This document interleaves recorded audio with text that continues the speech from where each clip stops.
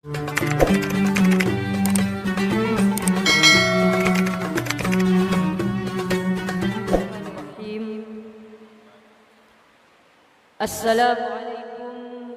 warahmatullahi wabarakatuh.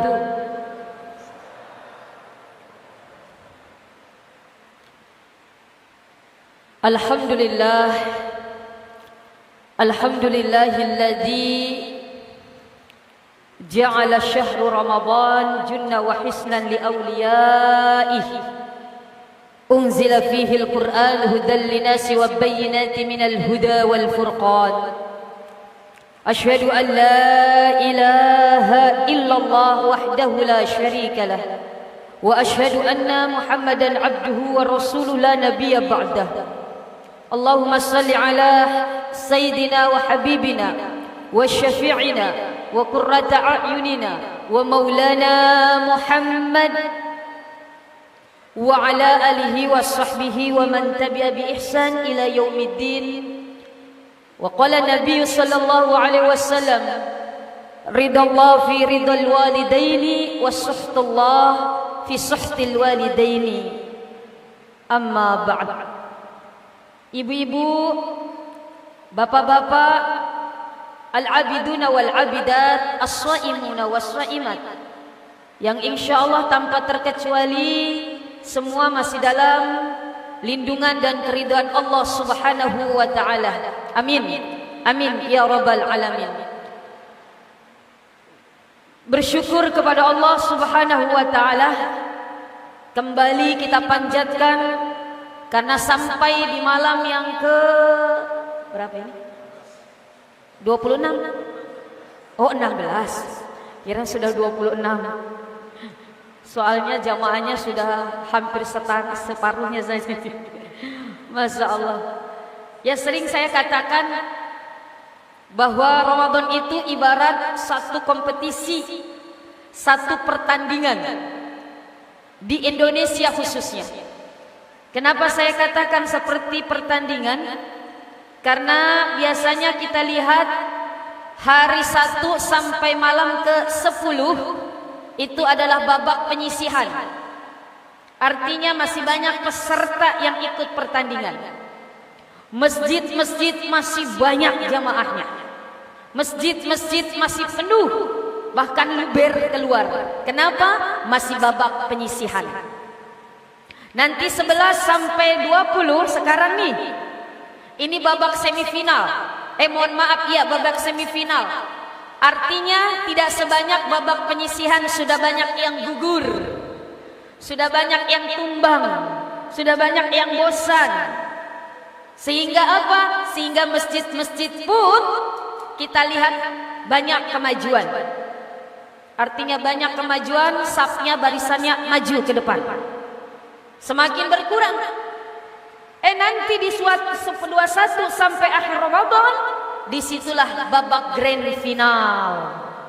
Hanya hamba-hamba Allah lah yang memiliki mental istiqamah, mental pemenang di mata Allah, yang tetap bertahan, bisa masih memakmurkan masjid, masih datang ke masjid untuk ibadah, bahkan lebih digalakkan lagi, lebih lagi diperbanyak persiapan-persiapannya untuk bisa menjadi pemenang di mata Allah Subhanahu wa taala. Dan inilah orang-orang yang istiqomah, inilah 1 sampai akhir Ramadan yang tetap bertahan memakmurkan masjid, ibadah di masjid, bahkan lebih giat lagi di akhir Ramadan dengan i'tikaf, baca Quran, ibadah, maka dialah yang kategori minal a'idina wal faizin. Orang-orang yang memang kembali ke titik nol kefitrahan dan orang-orang yang memperoleh kemenangan. Mudah-mudahan baik ibu maupun bapak pada malam hari ini istiqamah sampai di akhir Ramadan. Amin. Sehingga kita menjadi pemenang nanti di mata Allah Subhanahu wa taala. Karena apalagi setiap malamnya kita melaksanakan salat sunnah tarawih. Di dalam kitab Durratun Nasihin itu setiap malamnya ada keutamaan, ada pahala, ada kebaikan. Khususnya di malam ke-16 di dalam kitab Durratun Nasihin dikatakan, barang siapa yang melaksanakan salat sunnah tarawih khususnya di malam ke-16, kataballah, maka Allah mencatat baginya bara'atun najannar wa bara'atud duhul jannah. Dia bebas dari, selamat dari siksa api neraka, dan dia bebas masuk ke dalam surganya Allah Subhanahu wa taala. Mudah-mudahan kita terbebas dari api neraka. Amin. Kita semua ingin masuk surga, betul? Ibu, bapak mau masuk surga? Bapak mau masuk surga? Mau cepat atau lambat? Hah? Cepat atau lambat? Yang jawab cepat mudah-mudahan didengar sama malaikat mencabut nyawa. Amin. Masya Allah. Bapak Ibu hadirin hadirat rahimakumullah, saya diberikan amanah pada malam ke-16 ini adalah tentang kunci kesuksesan seorang. Ridhonya orang tua adalah merupakan kunci kesuksesan kita. Doa yang paling kita ingat, bahkan pertama kali diajarkan oleh orang tua kita. Doa yang pertama kali pun diajarkan ketika kita masuk ke bangku sekolah, bahkan dari TK. Guru-guru kita mengajarkan doa apa? Selain doa ulang tua, Rabbighfirli wali walidayya warhamhuma kama rabbayani shaghira. Ada doa yang diajarkan yang pertama kali adalah apa? Rabbana atina fid dunya hasanah wa fil akhirati hasanah wa qina azabannar. Inti daripada doa itu adalah apa? Kita sukses di dunia, sukses juga di akhirat. Karena percuma hanya sukses di dunia saja. Karena di dalam Al-Quran pun ada sebagian orang-orang yang hanya berdoa seperti itu. Rabbana atina fid dunya hasanah wa fil akhirati. Tidak ada keinginan dia berdoa untuk kebahagiaan akhirat. Tapi yang Allah inginkan, kita bahagia di dunia, bahagia di akhirat. Sukses di dunia, sukses di akhirat. Nah, salah satu kunci utama kita meraih kesuksesan adalah ada di dalam diri orang tua kita. Jangan sia-siakan keberadaan orang tua yang masih ada. Tapi saya tanya nih sama bapak-bapak, maaf. Pak, yang sudah punya istri, maaf jujur jangan ada dusta di antara kita. Bapak lebih sayang istri atau ibu? Hah? Kalau disuruh pilih antara ibu dengan istri, bapak pilih mana? Ibu tonga? Masya Allah. Alhamdulillah. Kalau bapak lebih memilih kalau disuruh pilih, andaikan disuruh pilih, bapak memilih ibu. Tapi pada prakteknya banyak anak-anak yang lupa dengan keberadaan seorang orang tua, dengan keberadaan ibu, dengan keberadaan ayah, sehingga apalagi sudah berumah tangga, apalagi kebetulan dapat istrinya yang kurang, mohon maaf, peduli kepada orang tua, sehingga memutuskan hubungan kita dengan orang tua, sehingga satu dilema seorang suami. Kan ada yang begitu Pak ya, istrinya malah mohon maaf melarang kita untuk berbakti kepada orang tua. Ada. Kenapa? Karena istri sudah merasa memiliki. Wahai suamiku, engkaulah milikku segala-galanya. Tidak ada bisa dibagi dengan orang lain, hatta orang tuamu. Jahat nih istri. Kalau ada istri begitu Pak, dibuang aja ke laut. Masya Allah. Padahal diharapkan keberadaan istri adalah bahkan sebagai apa? Motivator, memberikan spirit agar seorang suami sekaligus seorang anak lebih berbakti lagi kepada orang tua. Nah, inilah sosok seorang suami yang harus menjadi pemimpin. Ada contoh dua tokoh manusia yang luar biasa. Yang satu contoh yang mengajarkan kita betapa suksesnya seseorang yang berbakti kepada orang tua, dan contoh yang kedua, betapa hinanya orang yang mohon maaf durhaka kepada orang tua. Yang pertama, tokoh yang bernama Uwais Al-Qarni.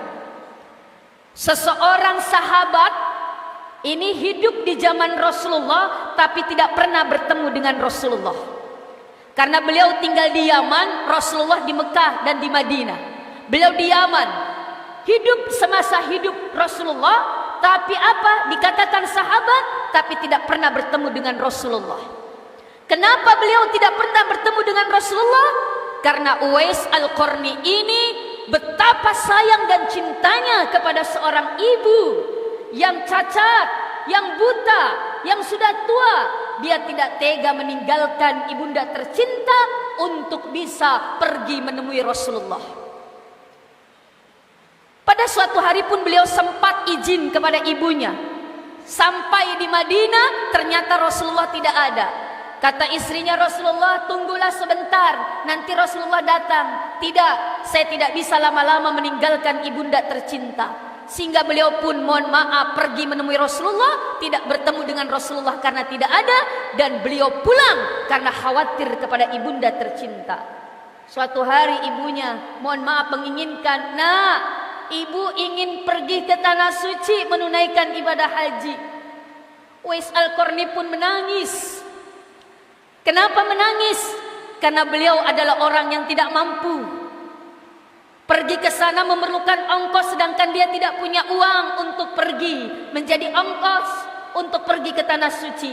Beliau hanya sedikit uang dimilikinya. Sehingga apa? Beliau pun beli seekor anak kambing. Beliau beli dan beliau berlatih dari anak kambing yang usia 3 bulan. Beliau berlatih, mohon maaf, berjalan dari bukit yang satu sampai bukit yang lain. Beliau menanjak dari bawah sampai ke atas bukit. Beliau pangku itu anak kambing sampai beberapa bulan. Orang-orang yang melihat Uwais Al-Qarni mengatakan, Uwais, apa yang engkau kerjakan? Kamu seperti orang tidak waras. Setiap hari kamu memikul kambing menaiki bukit. Ternyata apa? Yang dilakukan Uwais Al-Qarni ini berbulan-bulan sampai beban anak kambing ini terus bertambah sampai mohon maaf beban kambing ini sama dengan beban ibunda tercinta. Kenapa beliau berlatih?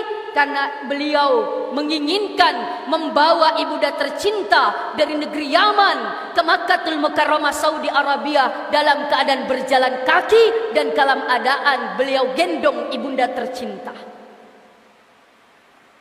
Masya Allah. Sampai di Mekah, di depan Ka'bah, beliau pun meminta apa? Beliau tidak meminta untuk dirinya sendiri. Apa yang beliau minta? Ya Allah, terus berikan kebahagiaan kepada ibuku. Itu saja yang diminta oleh Uwais Al-Qarni. Beliau tidak meminta apa-apa untuk dirinya. Beliau punya apa? Bekas koreng di sini, di tangannya. Beliau tubuhnya penuh dengan luka-luka bekas koreng. Tapi Masya Allah, dilalahnya selesai beliau menjalankan ibadah haji, itu koreng hilang semua dari tubuhnya, kecuali mohon maaf sisa yang ada di bekas telapak tangannya masih ada. Ibunda tercinta pun sampai menangis karena betapa berbaktinya anak tercinta. Dan ketika Uwais Al-Qarni Bapak Ibu meninggal dunia, masyarakat heran. Kok banyak sekali orang yang melayat dan semua pakai pakaian putih semua. Masyarakat heran, siapa ini Uwais? Karena dia tidak terkenal, dia tidak dikenal. Karena orang yang tidak mampu, dia hanya hidup dengan seorang ibunda yang cacat, yang tua renta. Tapi ketika beliau meninggal dunia, banyak sekali orang, bahkan ribuan melayat. Ternyata yang datang itu bukanlah manusia, yang datang itu adalah para malaikat melayat Uwais Al-Qarni. Inilah yang dikatakan Uwais Al-Qarni tidak terkenal di dunia, tapi terkenal di langit. Tidak masyhur di bumi, tapi masyhur di langit. beliau menjadi selebriti di kalangan malaikat-malaikat Allah Subhanahu wa taala. Kenapa? Karena beliau kuncinya memuliakan orang tua tercinta. Bahkan Allah Subhanahu wa taala berpesan kepada kita di dalam surat Luqman, A'udzu billahi minasyaitonir rajim. Wa wasainal insana bil walidaini ihsana.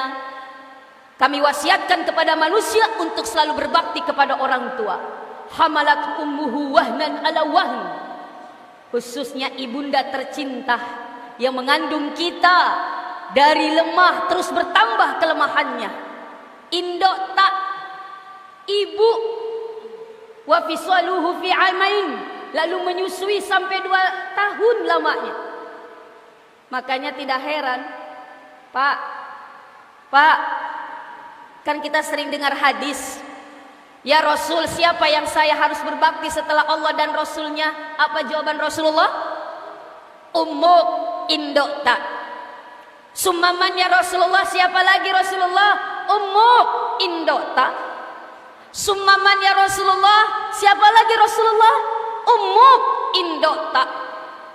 Lalu yang keempat kalinya baru summaman ya Rasulullah, siapa lagi Rasulullah?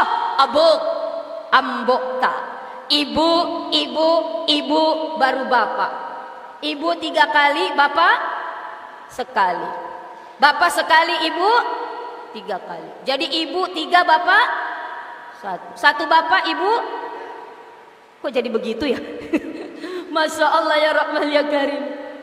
Apalagi kalau di Sulawesi, Masya Allah, serba Indo disimbolkan dengan Indo. Indo 5, Tania Ambo 5. Indo boting de gaga, Ambo boting. Indo siar de gaga, Ambo siar.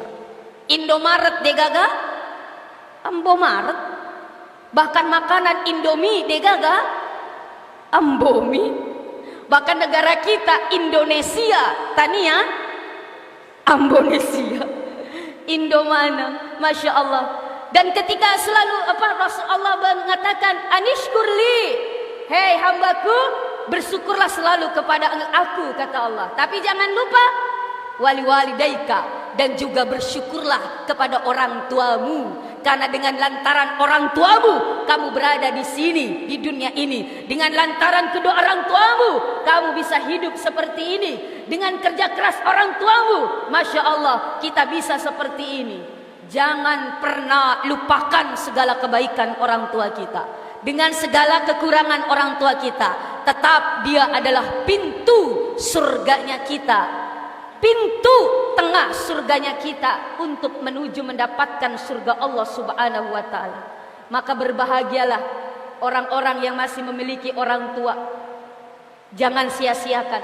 Maka kata Rasulullah, sungguh sangat rugi dan rugi, celaka orang yang masih memiliki orang tua tapi tidak mendapatkan kunci surga dari keberadaan orang tua itu sendiri. Jangan sampai kita seperti Alqamah, sahabat Rasulullah. Ketika hidupnya dia dininak bobokan oleh ibunda tercinta, disayangi, dicintai, tapi maaf setelah menikah dia lebih condong kepada istrinya.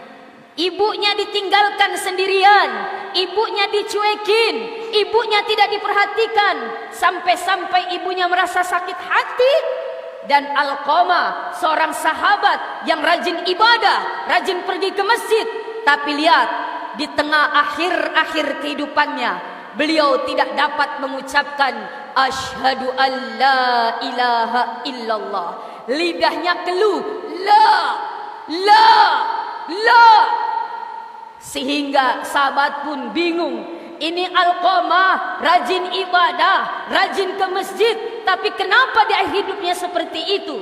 Ternyata Alqamah ini, mohon maaf, sebabnya seperti itu karena menyakiti hati orang tuanya. Sampai-sampai Nabi Muhammad pun menyuruh sahabat, pergi kepada ibunya, tolong bilang dimaafkan anaknya, tapi ibunya tidak mau memaafkan. Sehingga Rasulullah pun bilang kepada sahabatnya, kumpulkan kayu bakar. Bakar itu Alqamah, daripada dia dibakar nanti di neraka, lebih baik bakar sekarang di dunia. Biar dia puas, biar dia tahu, biar ibunya juga merasa puas karena disakiti oleh Alqamah. Tapi lihat, namanya seorang ibu tidak akan pernah tega melihat anaknya terluka, bahkan mohon maaf sampai dibakar. Sehingga dengan hati yang tulus ibunda Alqamah memaafkan. Ya Muhammad Rasulullah, aku ridho terhadap anakku Alqamah sekarang. Ketika ibunya bilang ridho, maka Alqamah pun dengan lancarnya lidahnya dapat mengucapkan kalimat tauhid, la ilaha illallah Muhammadur Rasulullah. Maka dari ini usikum binafsi wa iyyakum, saya menasihati diri pribadi dan juga kalau ibu bapak berkenan, ayo kita berbakti kepada orang tua kita, apalagi selalu minta doa orang tua, karena doa orang tua tidak ada penghalang baginya di hadapan Allah Subhanahu wa taala. Ridhonya Allah tergantung kepada ridho kedua orang tua, dan murkanya Allah pun tergantung kepada murka kedua orang tua. Cari ridho Allah melalui ridho orang tua kita. Beri senyuman kepada orang tua kita, maka Allah pun akan tersenyum kepada kita. Maka insya Allah ketika kita selalu minta doa orang tua, minta keridhaan orang tua, minta petunjuk, berikan senyum dan berbakti kepada orang tua, maka insya Allah kesuksesan akan kita raih baik di dunia maupun di akhirat. Amin, amin ya robbal alamin. Lalu bagaimanakah, mohon maaf, kerugian-kerugian orang-orang yang tidak berbakti kepada orang tuanya? Nanti dilanjut di ceramah subuh insya Allah. Mungkin ini saja yang bisa kami sampaikan. Mohon maaf dengan segala kekurangan. Yang salah mutlak datang dari pribadi saya. Ada kebenaran semata-mata datang dari Allah Subhanahu wa ta'ala. Al-haqqu minallah wal haqqu lillah. Kebenaran hanya dari Allah dan kebenaran hanya milik Allah semata. Ihdinas siratal mustaqim. Wabillahi taufiq wal hidayah. Wassalamualaikum warahmatullahi wabarakatuh.